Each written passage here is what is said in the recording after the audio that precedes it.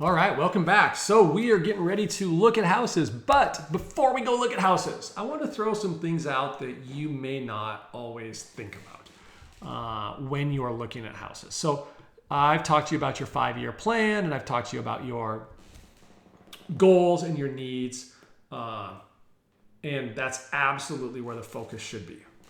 And you want to make sure you're buying within your budget. You've heard that over and over again. You want to make sure that you're fulfilling your needs and that you're able to be in that house for the next, 5 years minimum. And then you've got some wants in there. So let me also talk to you about some things that I think are super important when you go to resell the house.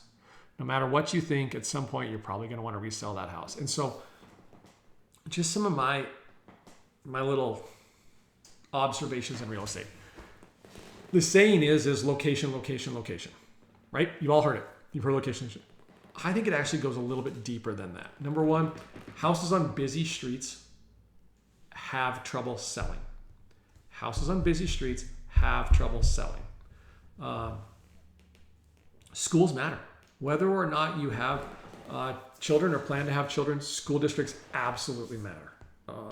And again, some of these things may be taking a house outside your budget, and you may be willing to sacrifice on these things because you're meeting your other wants and your needs. But I want you to remember when you buy this house that these issues are going to be issues when you go to sell. So if you're buying a house in a neighborhood that isn't great or a street that's busy, just know that when you go to sell it, you can't compare this house to a house that's a block in or 2 blocks in or maybe even 3 houses off the street. There is a difference between being right on the busy street and being back in a little bit.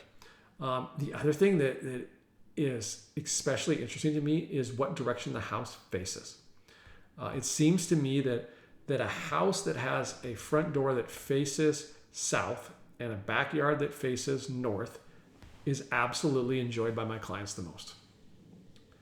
The sun hits the front of the house, but the backyard, the back deck, the back patio is usually in the shade, but then the backyard is in the sun, and you get full sun in the backyard all day long.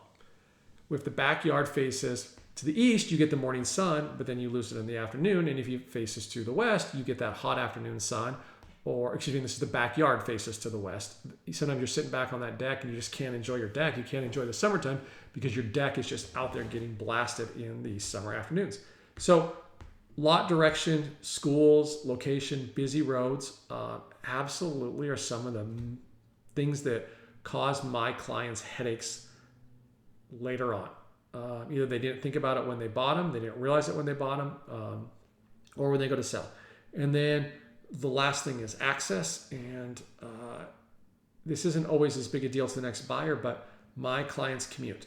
You think that commute isn't a big deal, and then all of a sudden you've done that commute for a year and a half, or you have kids that are involved in sports. Maybe you buy a house that's 20 minutes from the kids where the kids are going to go to school, and you're making that commute to school and after school and to events, and you're just living in your car and you're eating fast food all the time. So understand, not only kids in school, but your life. I mean, being able to get home over lunch or zip into the office, all those types of things, how you live your life, what activities you're going to want to participate in, where are you going to be spending your time when you're not at your house, and can you get to those locations easily?